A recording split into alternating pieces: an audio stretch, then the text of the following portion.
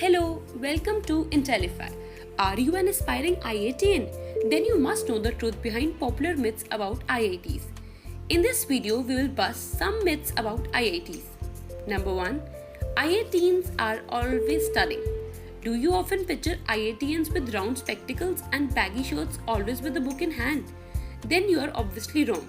Yes, there are some geeky nerds that comprise 1% of the crowd who love to immerse themselves in the world of books. But you can see students making friends, taking part in extracurricular activities. IITs provide you with the platform to enhance your personality in all realms, not just academics. Number 2. IITians know everything. Being in such a prestigious institute comes with tons of expectation. But that never means an IITian knows everything. They are specialized in a certain field only. Every IIT computer engineer cannot hack Facebook. Number 3.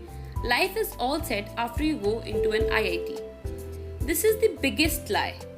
Like every other institute, students get categorized on the basis of CGPA. You need to put in efforts to get into the creamy layer of the institute, both in terms of CGPA and extracurriculars. Number 4. Every student gets a package of crores in IITs. Remove the term every, rest is true. Only 3 to 5 students bag such a promising international package in a batch of 1000 plus students.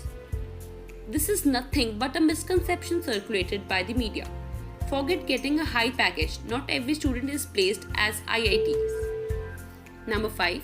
IITians are always happy. There are reported cases of suicides and depression in IITs.